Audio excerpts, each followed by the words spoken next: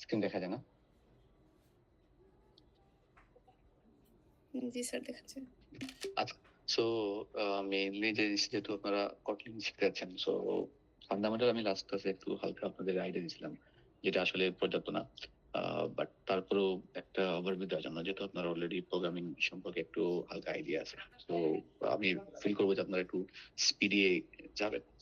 But তারপরেও যতটুকু possible slow ওয়েতে যাওয়া, এই রিকোয়েস্টটা ফলো করবো। আচ্ছা, এখন নর্মালি যে জিনিসটা হবে, আমরা কটলিন শিখতে গিয়ে নর্মালি যদি এরকম যে প্রসেস আমরা ফলো করি নর্মালি, যে ভেরিয়েবল দেন লুপ বা এইভাবে ক্লাস শিখি, এটা একটা সময় সাপেক্ষ ব্যাপার। সো বেটার অ্যাপ্রোচ হলো একটা প্রজেক্ট কে কেন্দ্র করে, প্রজেক্টের রিকোয়ারমেন্ট উপর ডিপেন্ড করে করে আমি শিখাম, তাহলে জিনিসটা একটু ফাস্ট মুভিং হবে, আর যে জিনিসটা দরকার এক্স্যাক্টলি সেটাই শিখাম। সো এটা আপনারাও যখন জাভা দিয়ে কাজ করেন অথবা কটলিন দিয়ে কাজ করেন, যে প্রজেক্টে আপনারা এখন কাজ করবেন, ওই প্রসেসে যাওয়াটা আপনাদের জন্য বেটার। কারণ সব যে আপনি জানবেন একসাথে জাভাতে বা কটলিনতে শিখে নিবেন ওই একটা সেমিস্টারে, এটা পসিবল না। আচ্ছা, সো মেইনলি যে জিনিসটা আমি এখানে একটু রান করাই।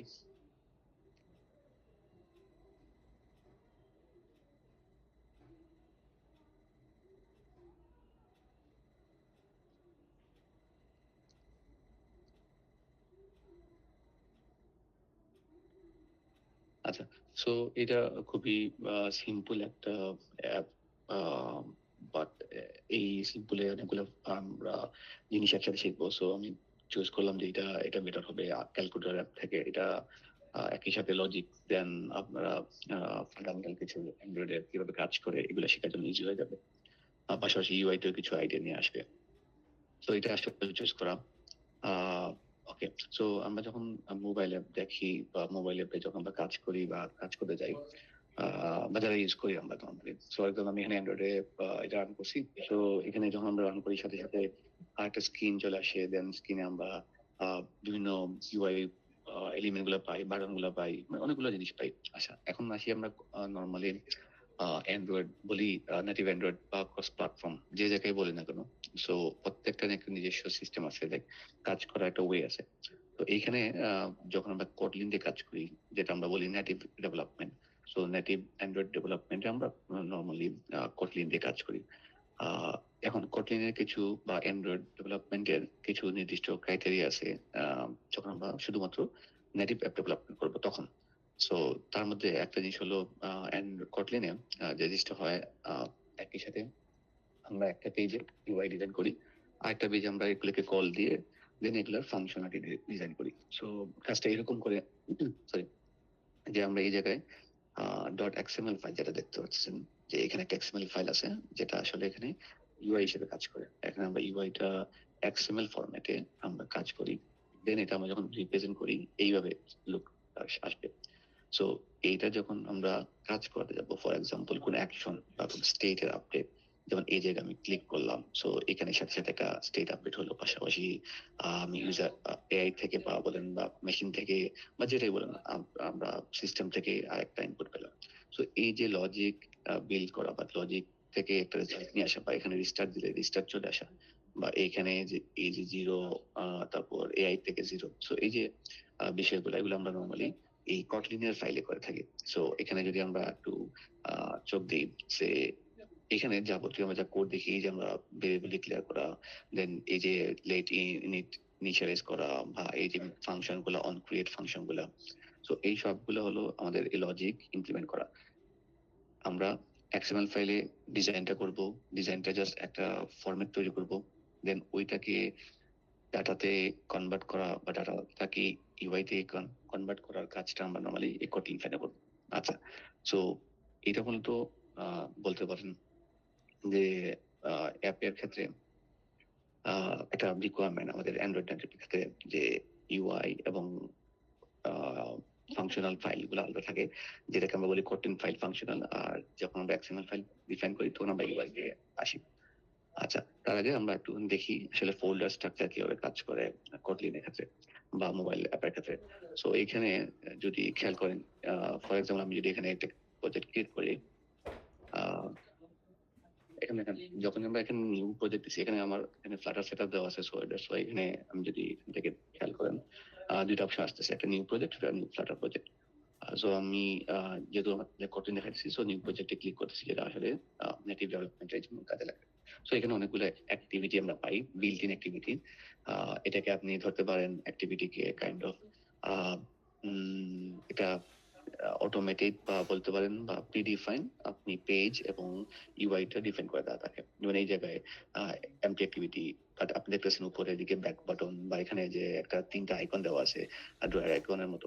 সো এই আইকন বা হরিজন্টাল বারের আইকনটা বা এখানে যেখানে একটা ফ্লোটিং প্লাস আইকন দেওয়া বা এখানে একটা ন্যাপ বার দেওয়া বা এখানে এই যে ড্রয়ারটা দেওয়া এখানে গেমিং আইকন দেওয়া, এইসবগুলো হলো অলরেডি প্রিডিফাইন। ফর এক্সাম্পল আপনার অ্যান্ড্রয়েড স্টুডিও আপনার জন্য করে রাখছে। আপনি চাইলে এগুলো যেমন একটা টেমপ্লেটকে সিলেক্ট করে ওই স্পেসিফিক যদি আপনার নিড হয়, ফর এক্সাম্পল আপনি গেমের জন্য কাজ করবেন, সো গেম অ্যাক্টিভিটি ক্রিয়েট করলে তার যে ফাইলগুলো দরকার ইউআই ফাইল, লজিকের ফাইল, ওগুলো অটোমেটিকলি আপনার কি আসবে, আপনার ম্যানুয়ালি ক্রিয়েট করা লাগবে না। আপনি চাইলে আবার ম্যানুয়ালি যদি চান তাহলে আপনি নো অ্যাক্টিভিটি সিলেক্ট করবেন, এরকম নরমালি। স্যার, হুম আপনি কি কোড ছাড়া অন্য কিছু দেখাচ্ছেন? কারণ আমরা শুধু কোডই দেখতেছি, আপনি বলছেন আইকন বা অন্য কিছু, এগুলো দেখা যাচ্ছে না। Okay, then our screen share that.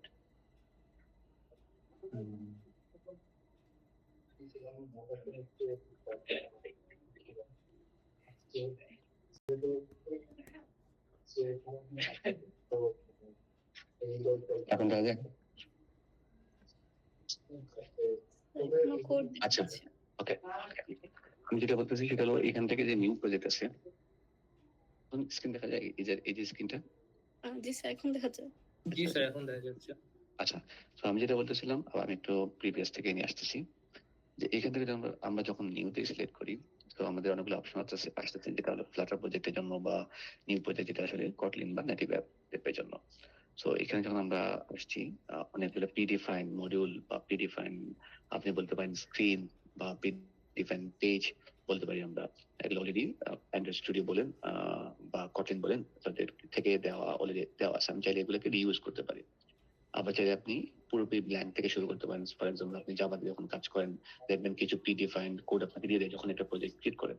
তো সেম সিমিলার অ্যাপ্রোচ এখানেও কিছু প্রিডিফাইন আমরা এগুলোকে বলি অ্যাক্টিভিটি, যেগুলো আমরা নর্মালি এই যে পেজগুলোকে আমরা নর্মালি অ্যাক্টিভিটি। সো এগুলো প্রিডিফাইন অ্যাক্টিভিটি কিছু দিয়ে দেওয়া থাকে, যেগুলো আপনি চাইলে ইউজ করতে পারেন আপনার যে জিনিসটা নিড ওই তার উপর বেস করে। যদি না থাকে আমরা নন অ্যাক্টিভিটি নর্মালি দিই। সো এটা মূলত হলো প্রজেক্ট ক্রিয়েশনের বিষয়টা, যে আমরা কি দরকার দেন তার উপরে। ফর এক্সাম্পল আমি যে নো অ্যাক্টিভিটি নিলাম, তো দেখেন দেন আমরা আসলে নর্মালি অ্যাপের নাম দিতে হয়, দেন প্যাকেজ নেম যেটা হলো একটা ইউনিক আইডেন্টিফায়ার, যেভাবে আমরা ব্রাউজারে google.com লিখি, সো এখানে আমরা একটা ডোমেইন নেম দিই। সেম একইভাবে এখানে আমরা একটা প্যাকেজ নেম সিলেক্ট করি, যে ডোমেইন নেমটা যেটা ইউনিক হবে, কারণ প্লে স্টোরে যখন আমরা আপলোড দিই তখন সে নর্মালি ইউনিক আইডেন্টিফায়ারটা খুঁজে এখানে। সো আপনার যদি কোনো ডোমেইন থাকে, ফর এক্সাম্পল আপনাদের কারো স্টুডেন্টের নাম, ফর এক্সাম্পল নৌশিন আপনাদের এখানে নাম, সো নৌশিন নামের একজন যিনি অ্যাপ বানাবেন, সো তিনি কি করলেন, তার একটা ডোমেইন আছে নৌশিন.com। সো উনি কি করলেন যে com.notion দিলেন, সো তার মানে অলরেডি আমরা ইউনিক আইডেন্টিফায়ার পেয়ে গেছি, বিকজ এটা ডোমেইন নেমও ইউনিক, যেটা আর কারণে নৌশিন.com। সো তখন হয় কি এরকম যখন আমরা দিই যে com.notion.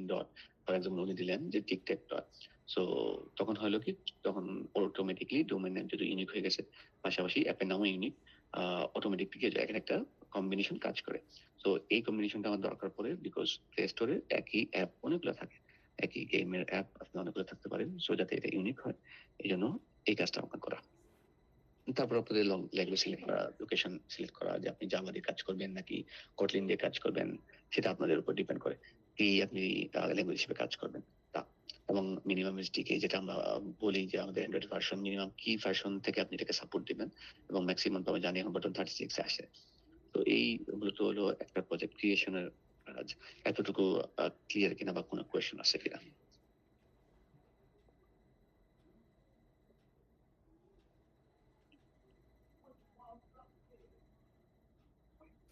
স্যার ল্যাঙ্গুয়েজের ক্ষেত্রে স্যার যেহেতু আমরা মিক্স করতেছি জাভা প্লাস কোডিং করতেছি, সেই ক্ষেত্রে স্যার আমরা এখানে তো যে কোনো একটা অপশন সিলেক্ট করতে পারবো।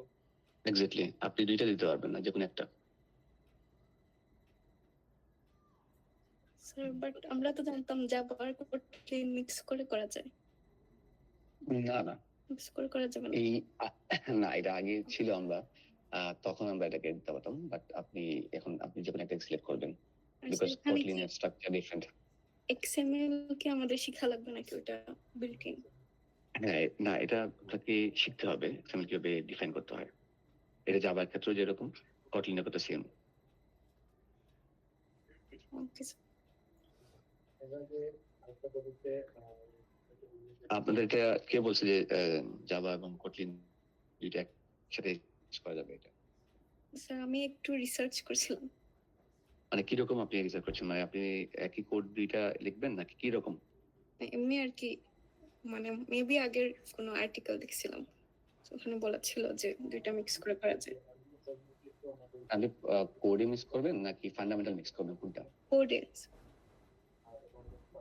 ওকে, সো কোডে যদি আপনি ইউজ করতে চান তখন আমরা কিছু মানে আগে এটা যেমন ইউজ করতাম, বাট এখন যেটা হয়েছে পুরো স্ট্রাকচারটা ডিফারেন্ট হয়ে গেছে। আগে আমরা নর্মালি জাভা কোটলিন ছিল না, এত বেশি পপুলার ছিল না, বা কোটলিন অনেক লিমিটেশন ছিল, তখন আমরা এটাকে ইউজ করতে পারতাম। বাট এখন আমরা এটাকে আর ইউজ করতে পারি না। এখন যে কোনো একটাই চুজ করা হ্যাঁ, লাগবে।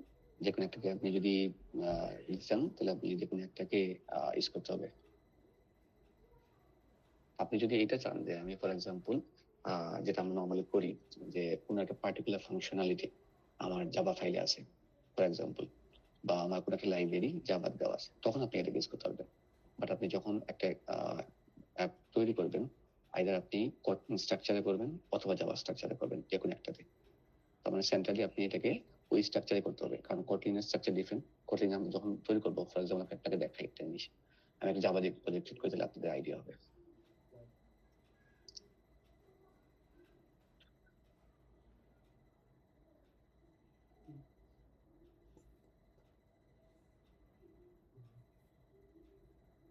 এটা ক্রিকেট হলো না?